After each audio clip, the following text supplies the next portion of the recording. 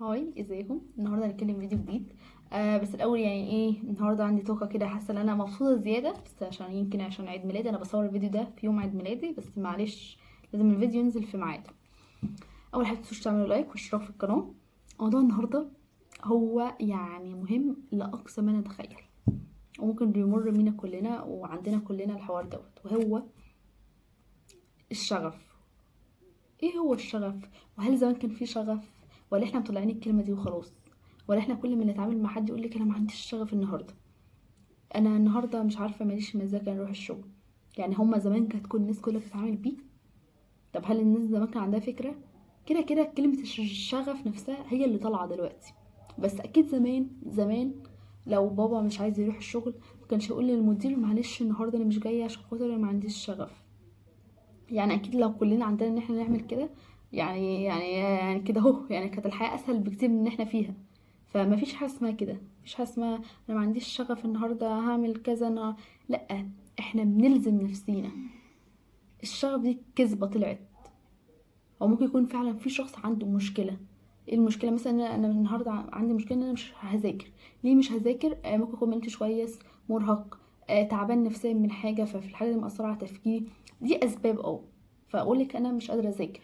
في فرق بقى بين كده الفكره اللي هو ايه، ما عنديش شغف النهارده اذاكر. طب ليه ما عنديش شغف؟ ما اعرفش، احنا بنقول الكلمه دي وما بنعملش الحاجه فعلا. طب انت عارفه ما عندكيش شغف ليه؟ لا. طب ايه هو الشغف؟ ما اعرفش، انا بقول كده وخلاص على اي حاجه انا مش عايزه اعملها. يا سلام، يعني هي الحياة لو كده، يعني كان أي حد في أي وقت قالك ما عنديش حاجة أعملها مش هعملها. اتعلمي تلزمي نفسك. مش كل ما شخص يبقى قاعد فاضي ماشي يقولك أنا ما عنديش النهاردة شغف إن أنا أقوم مثلا أروح التمرين بتاعي. لا والله، احنا كل حاجة بنعملها بنشوف الشغف عايز ولا دماغنا عايزة ولا لأ. كده كده زمان يعني مكانش موجود كلمة الشغف، هي بس بقت أكتر على كلمة. وانا كمان بقع في نفس الحوار برضو، يعني مش بقولك انها مثاليه ولا حاجه، لا. بس هو الفكره ان احنا لازم نفوق بقى. يعني افضل اقول ما عنديش شغف ان انا انزل مثلا درس، او ان انا ما عنديش مثلا شغف انزل الشغل، او ما عنديش شغف النهارده اقوم اروق البيت. هل مامتك في يوم صحيت قالت انا ما عنديش شغف النهارده اعمل لكم اكل؟ لا، هي عندها التزامات فبتقوم تعملها. عندها شغف ما عندهاش شغف هي بتقوم. في فرق بقى بين في حاجه بقى معطلاني ان انا النهارده ما اقومش اروق مثلا البيت او ما اعملكوش اكل.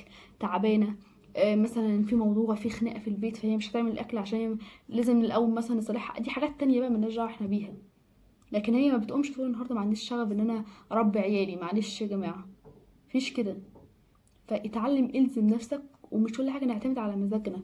مزاجنا النهارده جايبنا نقوم ولا ما نقومش، ننام ولا نكسل ونقوم. في حاجات فعلا بيبقى عادي ان احنا نقول لا مش قادرين نعملها وممكن تتأجل. بس في حاجات تانية لأ، في حاجات كتير احنا بنضيعها بسبب ان احنا ما عنديش شغف انزل المشوار دوت. ممكن المشوار ده يديك فرصة احسن من اللي انت فيها دلوقتي. ما عنديش شغف النهارده هنزل الكورس بتاعي. طب ولو كل حاجة ما عندناش شغف هنعمل امتى بقى؟ هتفضل كده. فهي ده مش حل. فنركن حوار انا عندي شغف وما عنديش شغف على جنب، ونفهم ان دي كدبة بأمانة مطلعينها، واسم احنا مطلعينه وبنقوله وخلاص على اي حاجة احنا مش عايزين نعملها. لان زمان انا لو عايزة اروح الشغل ما بنقولش ما عنديش شغف، بننزل غصب عننا. فالزم نفسك ان انت لما يكون عندك حاجة هتقوم تعملها، الا لو عندي سبب. وبكررها عشان لو انا ما عنديش سبب وانت مش عايز تقوم، لمجرد ان انت مش عايز تقوم عشان النهارده ما عنديش شغف اقوم من مكاني، يبقى انت عندك مشكلة. المشكلة دي حابب تحليها، لان حياتك كلها تقولي ما عنديش شغف وتفضلي قاعدة مكانك. هل كلنا ما عندناش شغف؟ اوقات كتير قوي. بس ما تشتغليش على حوار ان انا النهارده ما عنديش شغف. الزم نفسك. هل انا دلوقتي عندي شغف ان انا اصور الفيديو؟ اه، انا عندي شغف النهارده اصور الفيديو، مزاجي رايق. تمام. هل بقى امبارح كان عندي شغف مثلا ان انا هنزل مثلا التمرين؟ لا عادي، كان ممكن اكون يعني مش عايزه انزل عادي. نزلت عشان انا عندي تمرين وعارفه ان انا نازلاه. ماليش دعوه بقى مزاج جايبني عندي شغف انزل منزلش. فمش كل حاجة هعملها هشوف كده انا عندي شغف ولا لأ. لا يا حبيبتي، احنا مش بنشتغل كده، ولا الناس بتمشي كده، ولا الشخص اللي عايز ينجح ولا الشخص اللي عايز يحقق اهداف في حياته بيمشي بالشغف. احنا بنمشي حسب الحاجات، الالتزامات والمسؤوليات والاولويات اللي علينا. عندك اولويه دلوقتي ان انا اقوم اعمل حاجه هقوم اعملها، او ممكن اجلها شويه. لكن مش كل حاجه باجي اعملها اقول انا ما عنديش شغف النهارده هعمل الحاجه دي. في كل يوم بقى، في كل حاجه في حياتنا بنطبقها على حياتنا كلها، لان احنا دماغنا بنصدق نقول مش هنقوم نعمل حاجه صعبه. اديني بقى، اديني في الراحه، يعني اديني في الراحه بجد. فدماغنا عايزه كده. فالنهارده ما عنديش شغف، وبكره ما عنديش شغف في حاجه تانية، وبعده هتلاقي نفسك حياتك بتهدى فاضيه، ما فيهاش اي حاجه غير ان انت والتليفون اللي ماسكاه ومش بتعملوا اي حاجه عليه. ان لو انت بتعملي حاجه عليه اصلا مش تبقي قاعده مكانك كده، هتبقي عندك دي بسرعه تخلصيه، وبعد كده عندك حاجه تقومي تعمليها، وبعد كده رايحه مثلا شغل، رايحه حاجه، حياتك مشغوله يعني.